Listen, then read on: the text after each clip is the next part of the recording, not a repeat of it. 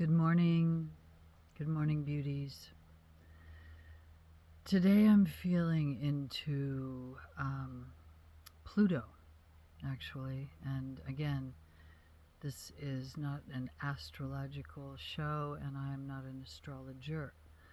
But I do drop in with the planets and have done since I was about 19 years old.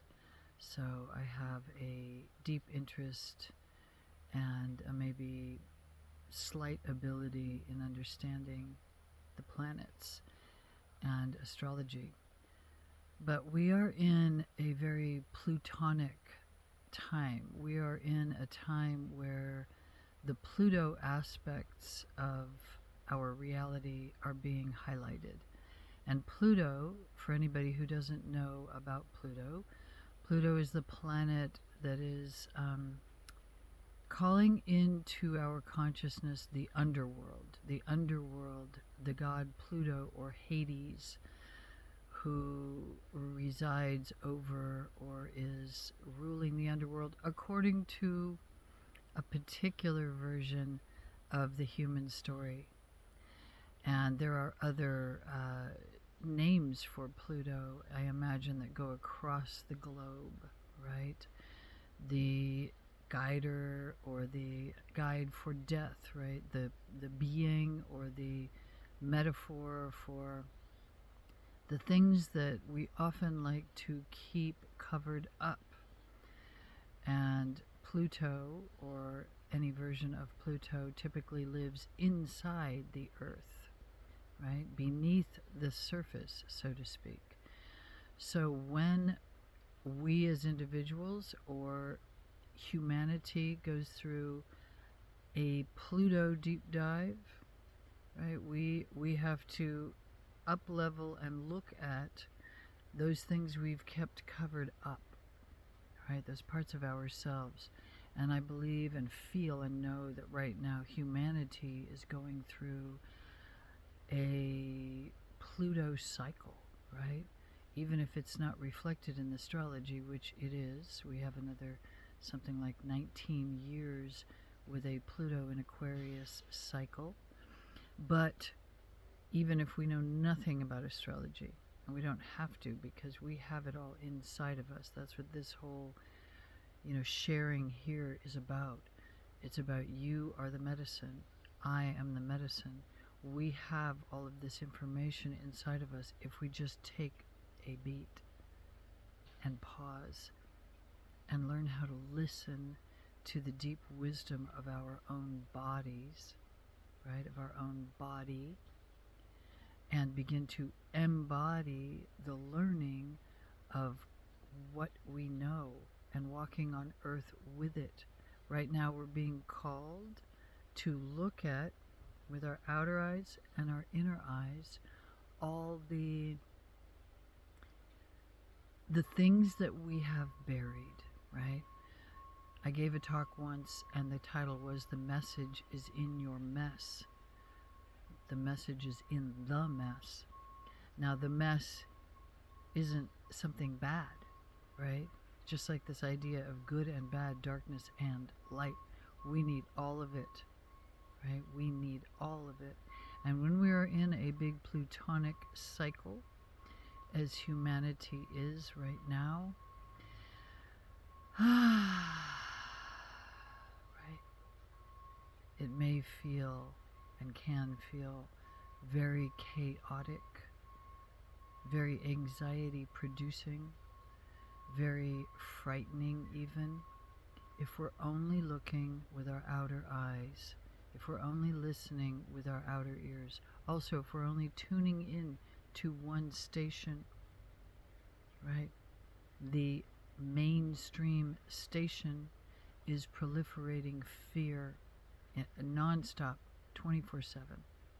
Okay? Fear, anxiousness. What is the dominant, loudest voice in the room that is shouting about war, shouting about death, right? Again, death is not necessarily a bad thing. Again, on that paradigm, good, bad, dark, light. Everything must, right? We must turn over the soil. We must have the fallow season. We have winter, spring, summer, and fall. Okay? And we have it inside of us.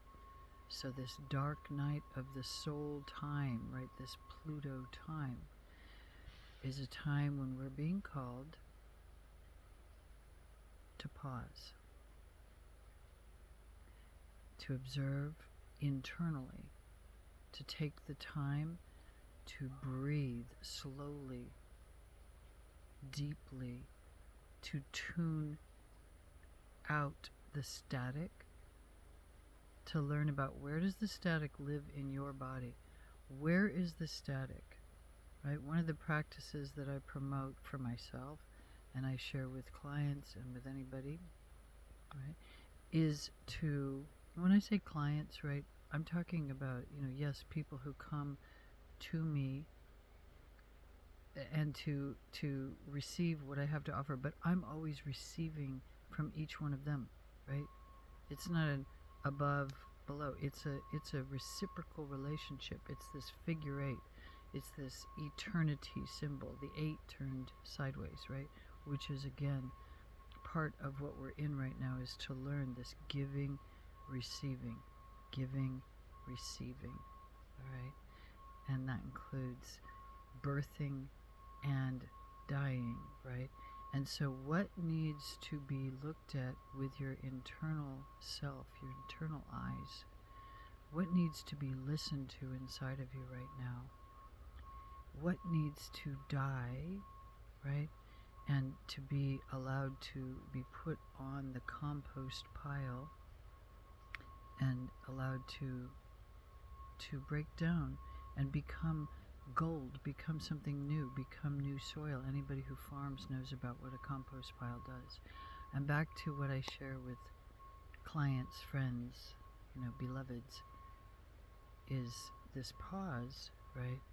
And then speaking to ourselves, right? When there's anxiety, when there's a feeling of, oh my God, everything's breaking down, everything's dying. Pause, hands on body.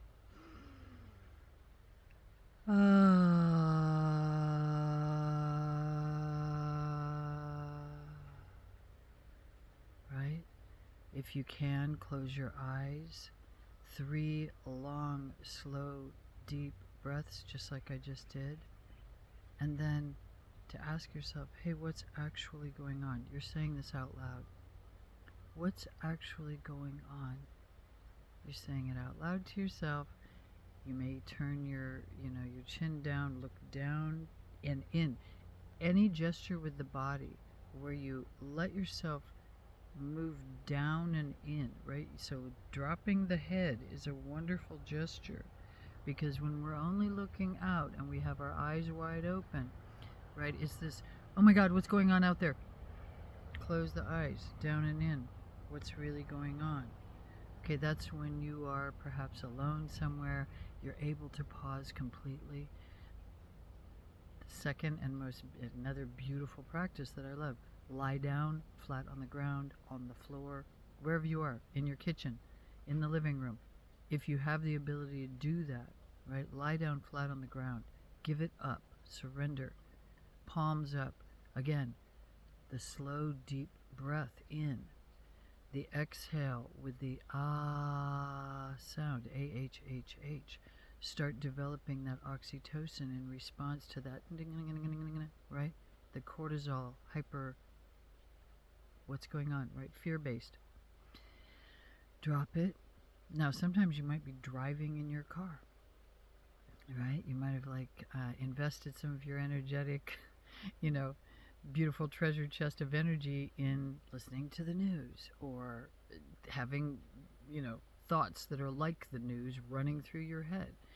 Old thoughts, old paradigm thoughts where you're beating yourself up, right? You may get yourself into complete frenzy when you're driving.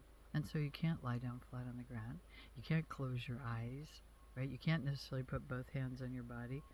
But you can have a hand on the steering wheel, and you can perhaps, and if you don't want to put both hands, right, one hand on your heart, you can have both hands on the steering wheel, and you can slow your breath down. You can do that long, slow, deep exhale with an ah sound. You can ask yourself, hey, what's actually going on here, right? You can speak those words to yourself. Speaking out loud to ourselves is sane. It's sanity, right? To actually take the time to listen to your own voice, not just everybody else's voice or the old voice from your head, from your mind, that is shouting at you, right? Often even that voice arrives from voices that other voices, your family's voices, right? The voice of the culture. Coming back in, coming back to center, right? When things are very plutonic, when things are underworld and, right, things are being turned inside out and upside down, seemingly, and everything's being exposed, right? The good, the bad, and the very, very ugly being exposed, right? It's not run for the hills, hide, go into a cave, right? There is nowhere to go other than we're being called in to the miracle that we are, to all the abilities you have inside of you to cultivate a healthy nervous system, also to become a channel and an oracle, right? When you can really start taking on some of these practices, simple embodied practices, right? Rocking, yeah. Things we would do for a little baby, a little child when they are frightened and they've woken up from a nightmare, right? We are waking up from the nightmare. We are waking up, and we can choose to wake up out of it, right? To become witness to it by staying in our bodies, not leaving our bodies, right? We don't need to go up and out, right? We can stay in our bodies, and then we can expand. As we grow our tolerance, we can expand and receive the beautiful new information that's coming in that has nothing to do with this old chaos story that's breaking down right now, right? It's desperately trying to hold on, right? That's the very, very ugly that we're all looking at and seeing. And it, right? We have ugly inside, and if we can start to actually embrace the Pluto inside, we can start walking in the underworld from a place of strength and understand that we need all of it. We need shadow and light. When we can do that, we can become the witness to the breakdown and the crumbling of the old, wait, some people call it the matrix, right? That's an identifier. We can watch it crumble, and we can maintain our stability by rooting in, grow our vessel, right, bigger and bigger. Let our capacity for new information grow, and allow ourselves to move out of just the five senses and move into an expanded version of ourselves, right? This is an invitation, right? It doesn't just have to be seen as a challenge.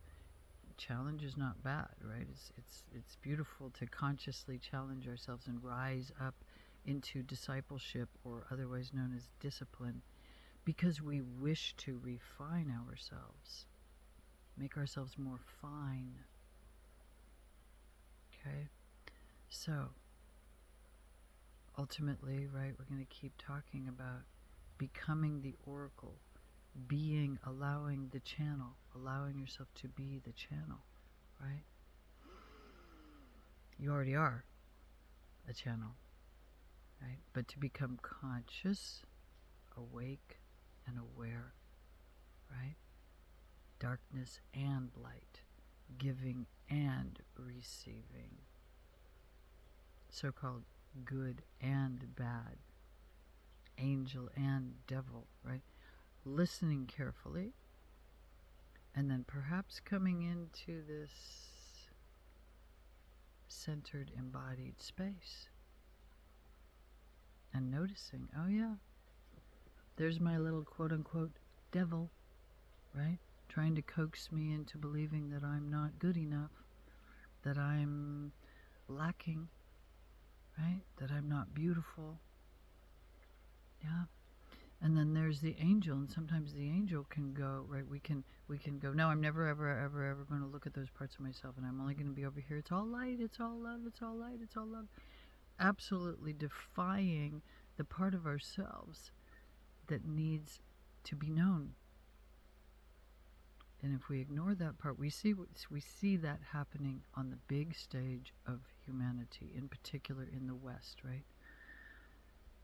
Ignoring all of that stuff under rocks, right? Nope, not a good idea. Not a good idea. And now it's all up on the surface, right? So, saying hello to your monsters in a loving way, but maintaining your embodied depth, right? By soothing and calming your nervous system, right? Understanding that there's a time for a little bit of cortisol, right? There's a time for good stress, right? Where you're like, ooh, I really want to get through this. I am going to push myself a little bit harder because I know the results are so beneficial for me. They're so beautiful for me, and I chose this, right? Remembering that. Okay, yeah, then we might rev it up a little bit. But when we are in rev all the time, right? Just like, we're not going to be able to access the wisdom of these times and this huge transformation we're being called forward to. So down and in, rooting down and in, into Mother Earth, root cascading from the base of your spine into the earth, connecting on purpose wherever you are, in the middle of the city, out, way out in the mountains, somewhere in between, in a car, in a plane. You can still consciously decide, I'm sending my root down into Mother Earth so that I can expand my vessel big enough, be grounded enough, rooted enough to receive all this new information that's pouring in, right? Up leveling us, right? It's going to work everybody, no matter what. But to be consciously deciding, yes, okay, I'm here for it. Wow, right? That's so beautiful. And I'm here for it too. And I'm here for it with you. And I send you so much big love. So much big love. See you soon.